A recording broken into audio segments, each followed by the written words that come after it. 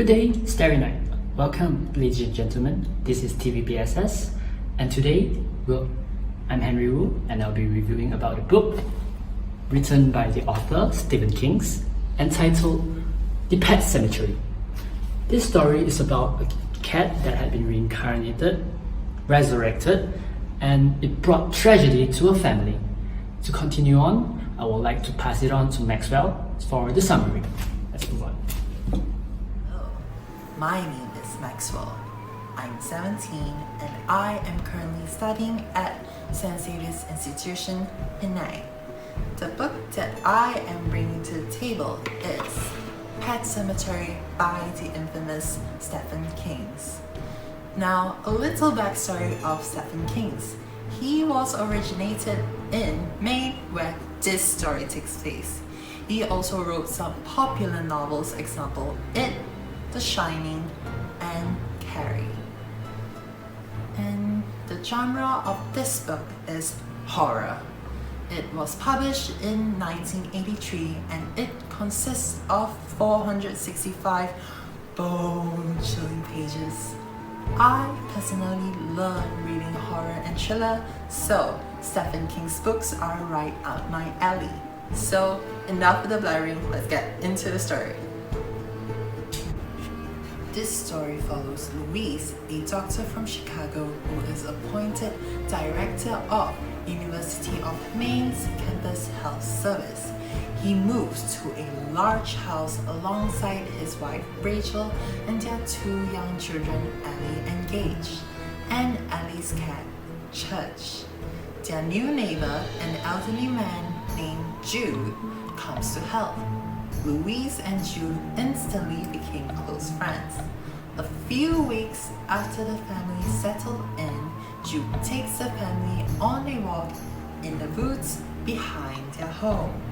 A well-tended path leads to a pet cemetery where the children of the town bury their deceased animal.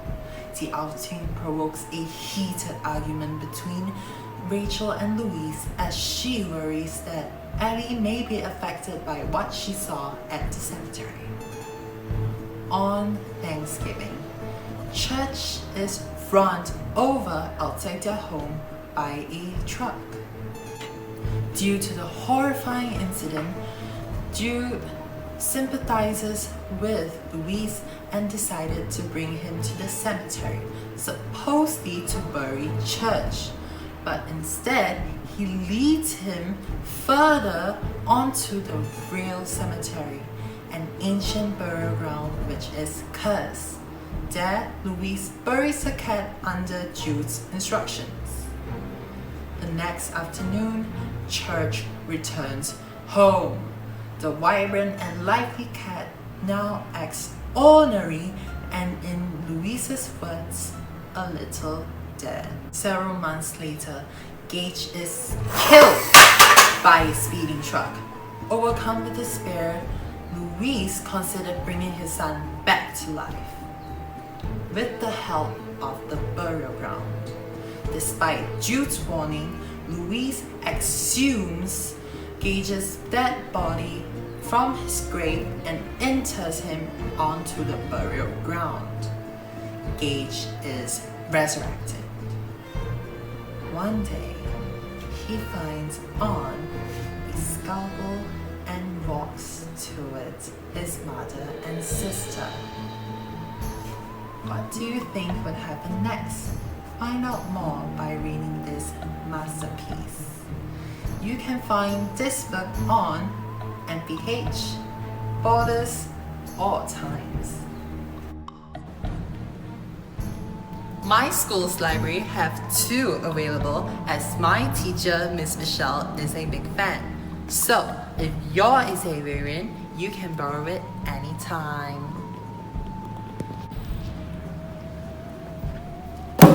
All in all, this story teaches us to appreciate the people around us and cherish our loved ones. I would recommend this book to the people who enjoys reading horror books, and I would honestly give this book a rating of 5 out of 5, as the story-wise is really interesting.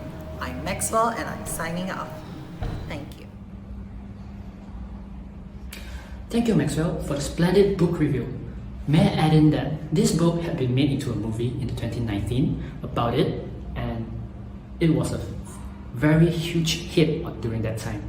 For those who are interested, you may go look it up in the internet, and as for those students who are interested to read this book, you may look it up in our St. Xavier's library. Our librarians will be glad to serve you and show you the place the book sits. With that said, I would like to end this video. Thank you so much, ladies and gentlemen. It's Henry Wu signing off.